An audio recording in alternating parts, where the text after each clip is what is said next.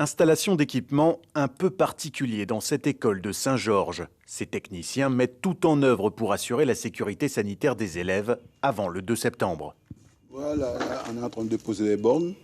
Et ici, on a 4 bornes dans cette école pour permettre avec des savonnettes pour que les enfants puissent se laver les mains et des alcools pour permettre de se nettoyer.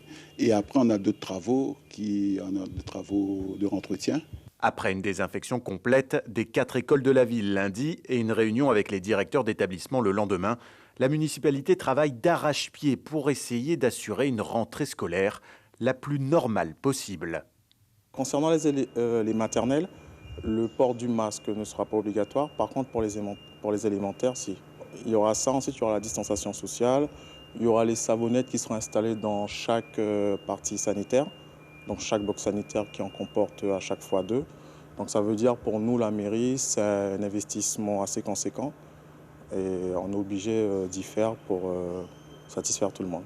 Une rentrée qui s'annonce aussi particulière qu'incertaine, notamment pour les maternelles qui pourraient faire leur retour en classe seulement en janvier prochain.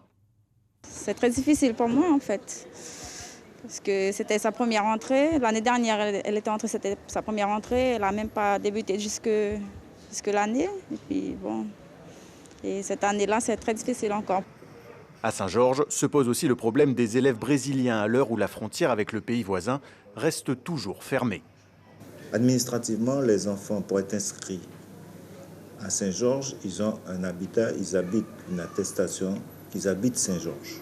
Moi, j'inscris des enfants qui ont remis des pièces comme quoi ils demeurent à Saint-Georges. Dès la semaine prochaine à Saint-Georges, près de 1000 élèves devraient faire leur retour sur les bancs de l'école.